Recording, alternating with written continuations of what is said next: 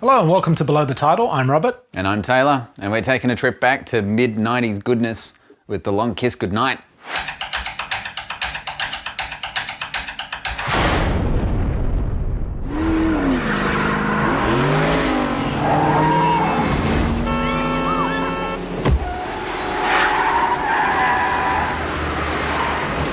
So back to the mid-90s. Back to the mid-90s.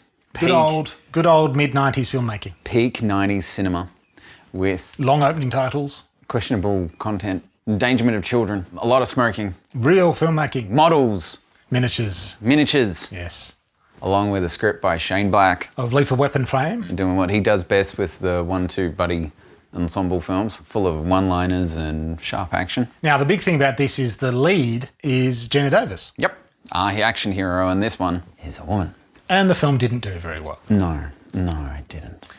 But it's a good film. It's a great film. And her sidekick is Samuel L. Jackson. It's basically a role reversal in this. She's the action hero. Samuel L. Jackson is the damsel in distress. She's always saving him. He even says at one point, "I'll see you in a minute when you save me." Yeah.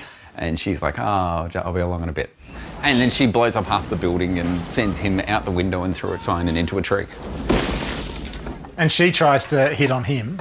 Yes, she hits on him.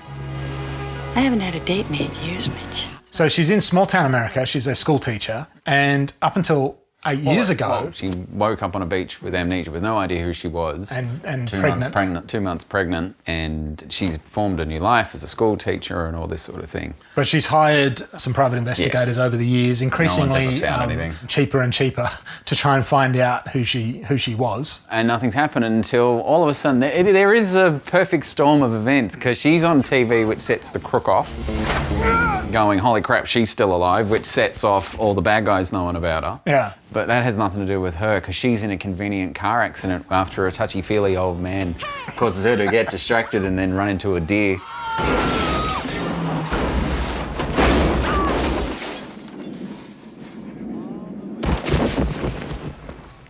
So she starts to get her memory back about who she is, and at the same time Samuel Jackson comes up with a clue, and it all comes together with these two going on a road trip, so she discovers who she is, which just happens to be a high-level lethal assassin for the government. It's kind of got shades of Bourne Identity in that. It has a bit of shades of Bourne Identity. Washed up. And I reckon Geena would have kicked Matt's ass if those two ever met together, because she is badass in this film. She's really good in this action role. The year before, she was in Cutthroat Island. Again, Renny Harlin directed this film, Renny Harlin directed that. They were married at the time, weren't they, I think? Yep. And that, I haven't seen it in a long time. It didn't do well. It was a massive flop, but I seem to remember enjoying it. I need to go and watch it again. People used to say pirates movies never made money, no matter what. And then, well... But I seem to remember enjoying it and remember liking it because of her. She's been in a lot of great film roles, and in this, as an action, Bourne Identity kind of action role, she did it really well, and it was really enjoyable. A lot of female action heroes these days are sold to us like Captain Bland, which is said name actress on a green screen surrounded by special effects going. Yeah, basically. And that's it. But Geena is punching, shooting, getting the shit kicked out of her. Yeah, it's old school filmmaking with real stunts and gives it all and pulls it off brilliantly. She's great. And not only does she do all the shooting, she does the bit with the shotty where she picks it up and rolls it across her mouth and drinks it and then does that and it drops off. I've always wanted to be able to do it.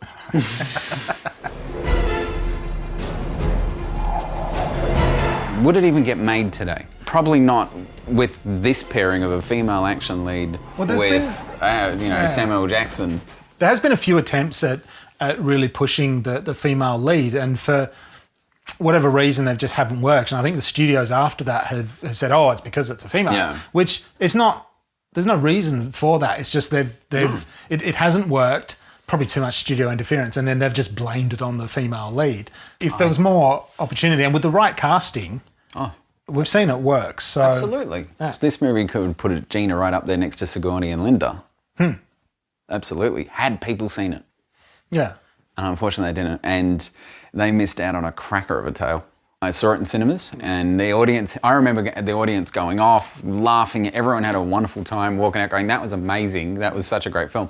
That didn't happen often, apparently, because no one went to actually see it. The script's Shane Black doing what Shane Black does best. Gun in the right-hand side. It makes a bulge. People can see. You want me to stick it in my pants and shoot my damn dick off? Now you're a sharpshooter?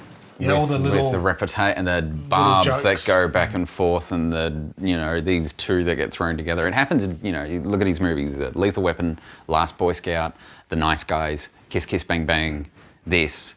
They're all that style. And then he made The Predator, and we don't know what happened there. Partner that she's been living with, raising this child, they're not married, are they? They're together or getting she says she's seen a guy, so, yeah. and she's got a ring, but no wedding ring. But once she changes back and it comes out that she's this spy, there doesn't seem to be much reaction there. It's like, well, okay. See, the thing is, at the beginning, they don't really know, and then she's like, I'm going to go, and he's like, whoever you are, I'm not afraid. I guess, yeah, they've known. And he doesn't know then until at the end of the film, she he pops back up. And she's all cool with who she is. And he's probably going, holy crap, I'm dating a badass. But it seems odd as well, because halfway through, she comes back to the small town because the bad guys, she needs the key. Yeah, she needs the key, which she'd put on her daughter's teddy bear or something. Mr. Perkins. His name is Mr. Perkins. But she goes back to the town and she's looking at her daughter in a pageant or something. But it seems like everyone's just kind of forgotten about her, just getting on with their lives. The guy who breaks out of prison at the beginning of the movie because he sees her and then goes after her and says, I want my fucking eye back. He goes into her house with a shotgun with a rocket launcher. And he only takes one rocket. Yeah. Because he walks in and fucking goes boom and blows a hole in the wall, which the kid gets thrown out in a funny bit. And I thought, since when do shotguns come with grenade launchers, and why would you only take one grenade? The one in Aliens had the grenade launcher. Well, that was in 2179. Yeah, I haven't got there yet. Yeah, I ain't quite there yet. Pulse rifles. We can't even have printers that work efficiently in 2020. This movie did give me the lesson. Life is pain. Get used to it. And it's true. Brian Cox is also in the film. Get in, both of you, now! Not enough. But not enough, yeah. He's only in a few scenes. And the three of them, like Geena and Samuel L. Jackson, have a really great banter and rapport with each other. And Brian Cox also has when he's in there, third part of it. He's right in there amongst it. Although his greatest scene is him and a Pomeranian. Alice, please. Your dog, Alice. It and my appetite are mutually exclusive. Well, what's wrong with the dog? It's simple. He's been licking his asshole for the last 3 straight hours. I submit to you that there is nothing there worth more than an hour's attention. And I should think that whatever he is attempting to dislodge is either gone for good or there to stay. There's so many little lines. Oh, too many. And watching it again, I hadn't seen it in quite a while. And then we watched it for this. And there were lines I'd forgotten. Yeah. And there are a couple that just set me off. And it's quite a dark humour through this one.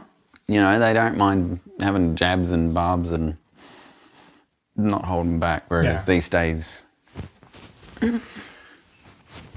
Renny Harlin, dependable action director. He did Die Hard 2 and Ford Fairlane. Die Hard 2's Die Hard 2 is the film. closest one to the first one in terms of feel.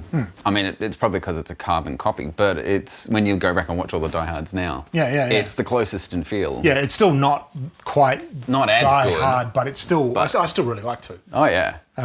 And then he did Ford Fairlane. And then he did lose his way. I mean, there was this, and he followed it up with Deep Blue Sea, which is another incredibly stupid film that I actually have a very soft spot for. Yeah, because that was Samuel L. Jackson. Samuel L. Jackson comes back for that one, and it's a lot of fun. Yeah.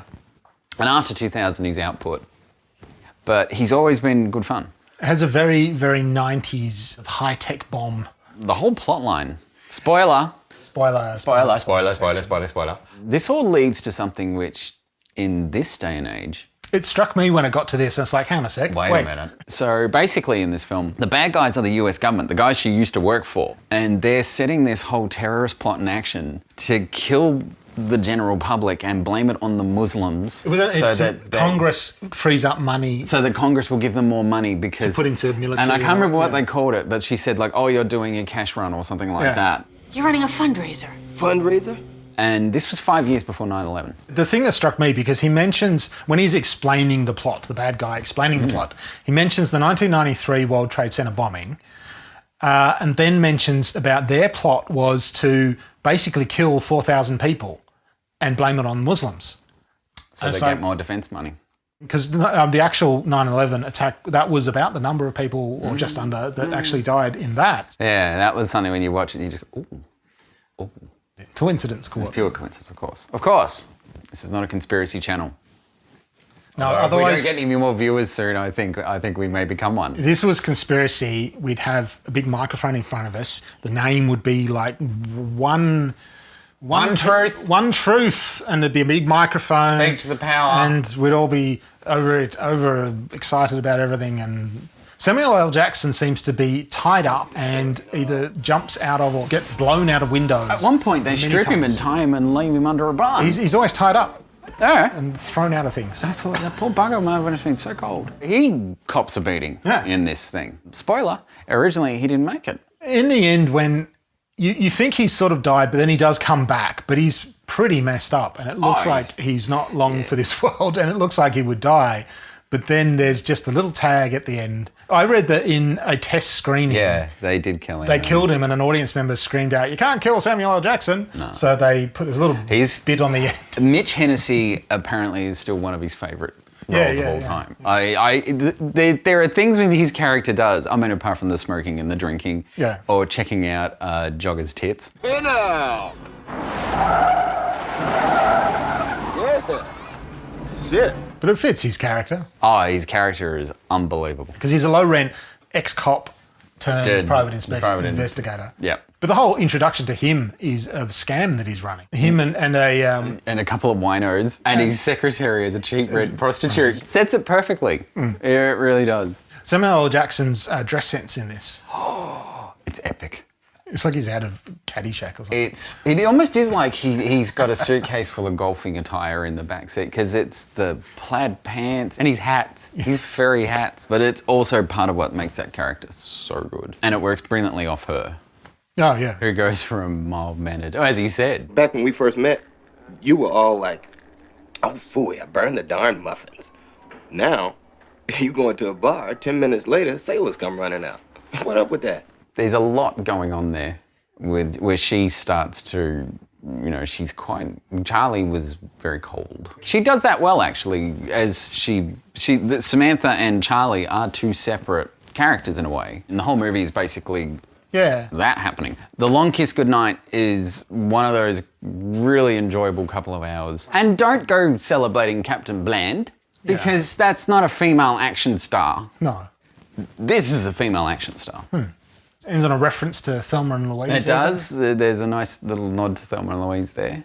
Because Geena's had some awesome roles. Well, Thelma and Louise is such a strong, iconic female role, which is probably why they thought this film would do better, because it's her, again, in a strong role, and then it just didn't. But it's one that actually, I know we talk about a lot of films, the films that we like, which tend to be more action, sci-fi. This has been a very Boise selection. Well, it's kind of because I couldn't go to a cinema anymore. Where am I going to find films to do a retro channel from?